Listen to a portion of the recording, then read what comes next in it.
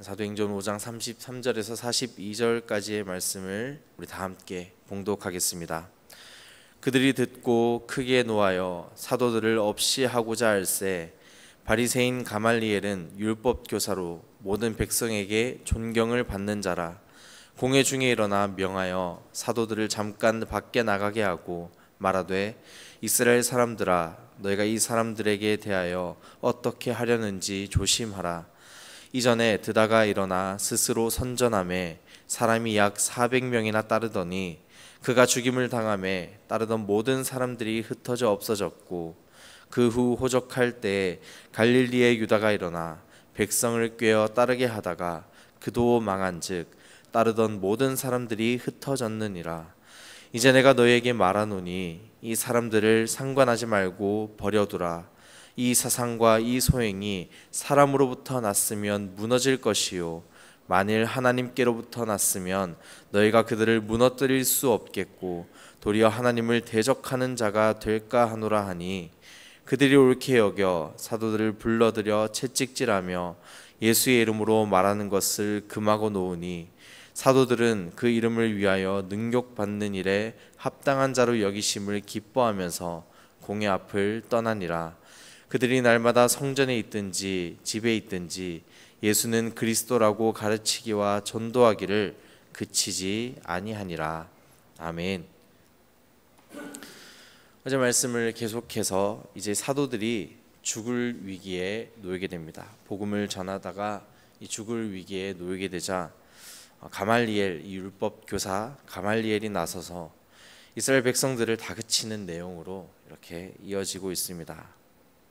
아마 이 가말리엘이라는 이름이 익숙하신 분들은 사도행전 22장에 사도 바울이 자기 자신을 그 위협 속에서 자기 자신을 변호할 때 언급했던 이름으로 우리가 떠올릴 수도 있는데요. 흔히 우리가 다른 사람에게 우리 자신을 소개할 때 어떻게 합니까? 이름을 말하고 내가 어디 출신인지 또는 어디 학교를 나왔는지 또 내 스펙이나 또 학벌이나 이런 것들을 흔히 얘기합니다.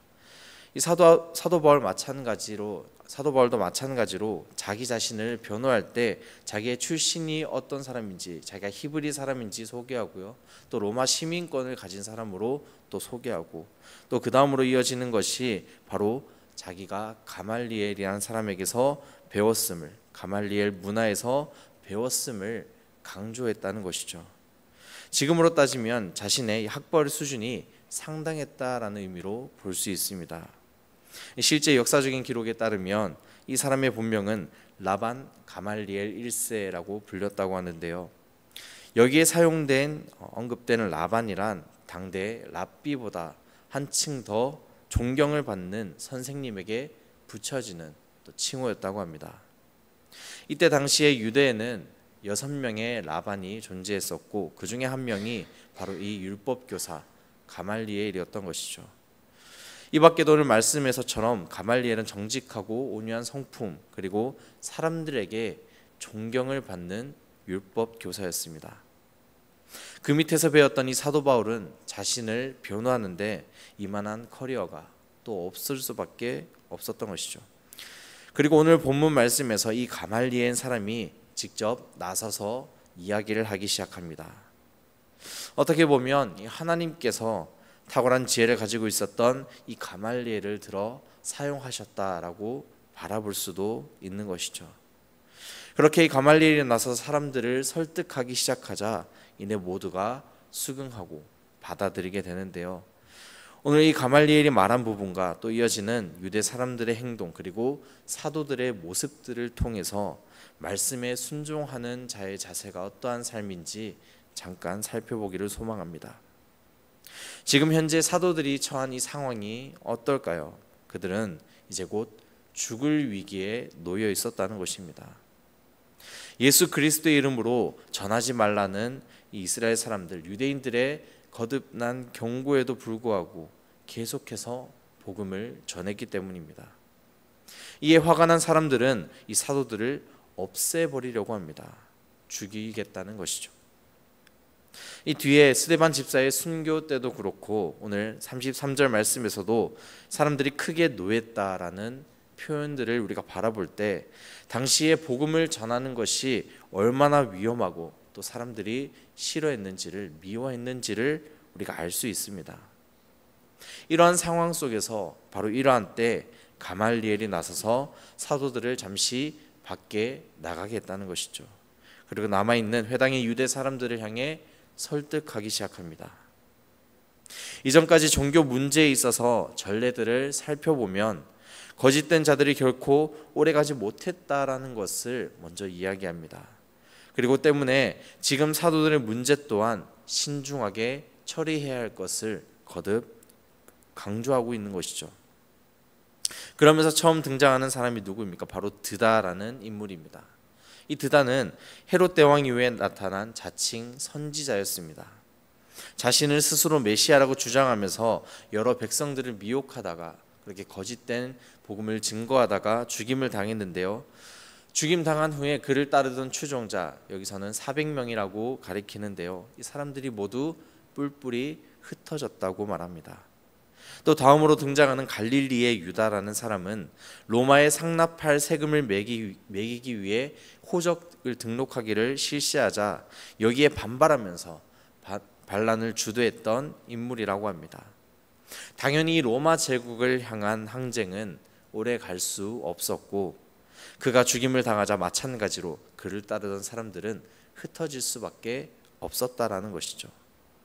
가말리엘은 이 두 사람을 언급하면서 모든 사상과 행동들이 사람에게로부터 났으면 스스로 알아서 무너질 것이다 라고 이야기하고, 그리고 이것이 정녕 하나님께로부터 났으면 이것은 아무도 무너뜨리지 못할 것이다. 오히려 이것을 막는 당신들이 하나님을 대적하는 자가 될 것이라 얘기합니다.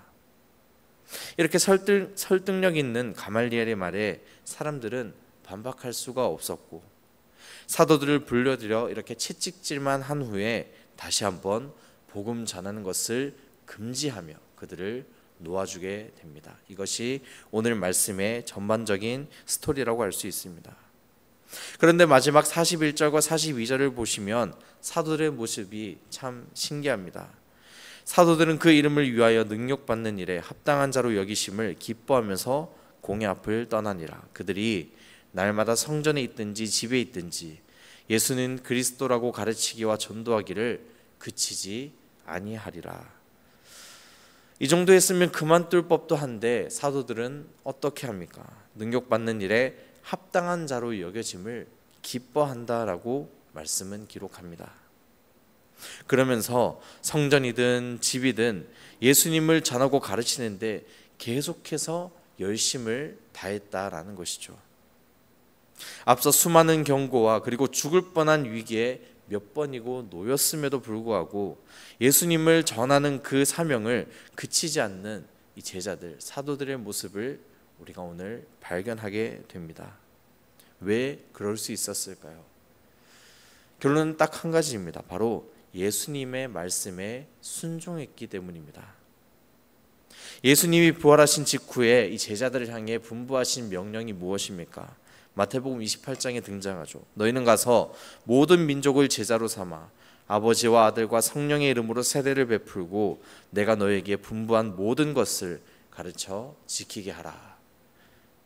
또 부활하신 후에 사도행전 1장에서 승천하시기 직전 다시 한번 제자들에게 말씀하십니다.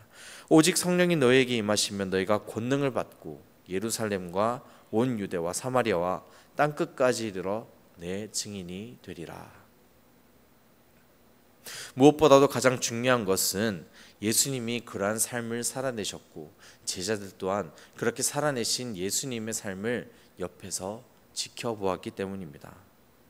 마태복음 9장에 보면 예수님의 공생의 사역을 간략하게 설명하는데요. 예수께서 모든 도시와 마을에 두루 다니사 그들의 회당에서 가르치시며 천국 복음을 전파하시며 모든 병과 모든 약한 것을 고치시니라. 오늘 말씀에서 우리가 깊이 새겨야 할 귀한 영적 교훈은 바로 주님의 말씀에 반드시 순종하는 자세가 필요하다는 것입니다. 오늘 우리의 삶을 돌아봅시다. 오늘 우리는 하나님께서 주시는 말씀에 어떻게 순종하며 받아들이며 또 말씀에 반응하며 살아내고 있습니까? 우리의 모습을 볼 때 내가 지금 세상의 일과 세상의 말에 더 귀를 기울이고 거기에 더 순종하는지, 아니면 하나님의 말씀에 오롯이 순복하고 또 그 말씀에 순종하고 경청하고 있는지. 행여나 하나님의 말씀으로 인해 내가 능력을 받는다 할지라도 그 말씀을 지켜내기 위해 또 전하기 위해 내가 얼마나 노력하고 살아내고 있는지, 몸부림치고 있는지를 돌아봅시다. 우리의 삶을 돌아볼 때 우리 삶의 현실 앞에 매번 무너지고 넘어지고 정녕 내가 오늘 하루 말씀대로 살아내지 못한다 하더라도 주님은 우리에게 날마다 회복할 수 있는 길을 열어주고 계십니다. 그리고 오늘도 여전히 우리가 말씀에 순종하기를 원하고 계십니다. 내 생각과 내 계획 또 내 뜻이 하나님께서 말씀하시는 것과 일치하지 않는다 해도 그것이 말씀으로부터 주어지는 하나님의 명령이라는 것을 우리가 깨닫게 된다면 온전히 그 말씀에 순종하게 되는 오늘 하루가 되기를 간절히 소망합니다. 오늘 하루도 우리에게 주어진 말씀에 순종하며 주님을 나타내는 삶을 살아내는 이 자리에 모인 우리 모든 성도님 되시기를 간절히 축원합니다. 기도하겠습니다. 거룩하신 하나님, 이 시간 우리의 온 마음을 다해 주님께로 나아갈 수 있는 귀한 믿음을 허락하여 주시옵소서. 주신 말씀을 통해 하나님께서 우리에게 명령하신 그 모든 것을 지키며 순종하며 살아낼 수 있기를 다시 한번 다짐하고 나아갑니다.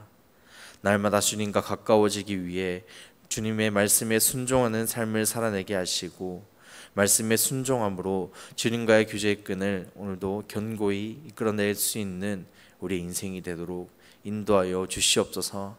말씀을 통해 능력의 하나님만을 의지하며 살아가게 하시고 말씀에 순종하는 오늘 하루가 되게 하옵소서. 날마다 기도의 자리를 지켜나가는 주의 백성들의 모든 믿음을 마음을 들어주시고 하나님의 뜻이 이루어진 것처럼 이 땅에 온전히 나타나게 되기를 바라며 나아가는 우리의 고백의 시간이 될 수 있도록 인도하여 주시옵소서. 우리의 모든 인생을 주관하시는 거룩하신 예수님의 이름 받들어 기도드립니다. 아멘.